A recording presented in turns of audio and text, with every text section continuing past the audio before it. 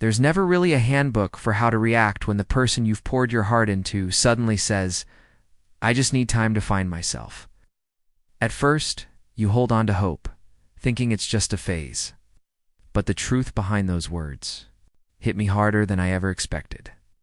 My name is Martin, and this is how the woman I love broke me and how I chose to rise instead of crumble. I met Natasha back in college. For a while, she was my world. For years, together felt like we were, slowly weaving a life that would last forever. I was fully invested, emotionally, mentally, and physically. Before her, love had always been elusive for me, filled with heartbreaks, dishonesty, and one-sided affections that left me doubting if real love was even possible. But when Natasha walked into my life, it felt like I could finally breathe again. She was different, or so I thought. Even with my hectic work schedule, I made it a priority to carve out time for her. I wanted her to always feel valued, cherished, and supported. Eventually, we moved in together. I truly believed we were building something solid, but love can sometimes blind you to small signs you should have seen from the start. One day, a close friend pulled me aside and simply said, "Martin, it seems like you care more than she does." "Just be careful," I brushed it off. Convinced he didn't understand our connection the way I did, I told myself. She was simply reserved, and that I knew her heart better than anyone. After nearly 4 years, I was certain I knew her inside out, but things shifted suddenly after a visit to her parents. I had gone there with intentions far beyond a casual family meet and greet. I had a ring hidden away, ready to propose after receiving their blessing. The visit itself went smoothly. Her parents welcomed me warmly, and I left thinking everything was falling perfectly into place.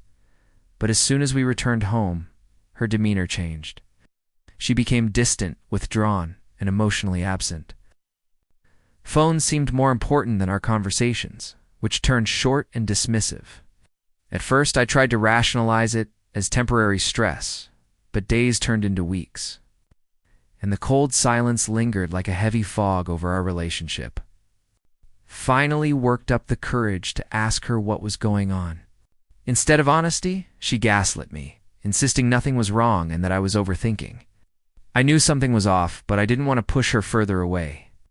I let it go, though inside, my gut screamed otherwise. Not long after, she told me she was leaving to stay with her parents for a while, and she added that she didn't want any contact during this time. I knew something much bigger was happening. I gently asked, "Why can't we talk while you're figuring things out?" Her answer was cold and rehearsed. "This is about me. Please respect that." I agreed, despite the sharp sting inside. I loved her. I wanted to believe she was genuinely struggling with something personal. So I waited. For the first week, I was consumed by guilt, wondering if I had unknowingly pushed her away. My mind spiraled with endless scenarios: family problems, mental health struggles, emotional burnout. Because I loved her, I stayed silent and patient. Then everything unraveled. One evening after work, I scrolled through Instagram, my usual way to unwind. That's when I stumbled on her mother's latest post, a carousel of vacation picture smiles, sunny beaches. The caption read something like "family time with my favorite people." At first, I thought nothing of it, but as I kept scrolling, my stomach dropped. There she was, Natasha on a beach, drink in hand, arms wrapped around a man I immediately recognized, her ex from high school. His arm was snug around her waist. Her hand rested comfortably on his chest. They looked like a couple madly in love knot, two people casually catching up. The worst part? She had no idea I followed her mother's account. Months ago, I'd followed her mom on a whim, never thinking it would reveal the truth she tried to hide. I stared at that photo for a long time, trying to piece together how we got here. Days ago, I had been blaming myself for everything while she was already vacationing in another man's arms. When I had asked in the past about this ex, she always reassured me that he was simply reaching out and she had no feelings for him. She made me believe it was nothing, and, like a fool, I trusted her. That night, I didn't sleep. My mind raced. Was I really that disposable? Did for years mean nothing? As the sun came up, I made a decision. I wouldn't chase after someone who had already replaced me. I wasn't going to wait for her explanations or apologies that wouldn't heal anything.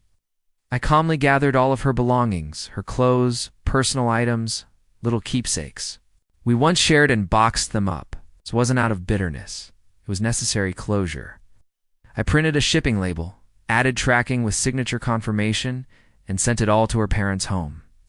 I wanted her to physically receive the message, I was done.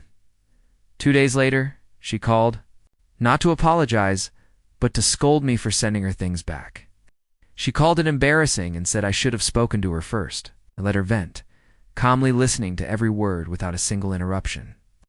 When she finished, I replied, with only 3 words, enjoy your life. Then I hung up. After that, I went silent. I didn't talk to anyone about it. I buried myself in work, trying to heal on my own. Some days were easier than others, but the pain came in waves. Still, I never reached out. I never checked her pages. I didn't allow myself to fall into the cycle of needing closure. Nearly 2 months later, she finally messaged, I miss you. I stared at the text but didn't reply. The silence must have rattled her, because more messages followed. Why did you end it? Please just say something. Still, I said nothing. I had finally found a sliver of peace, and I wasn't about to let her pull me back into chaos.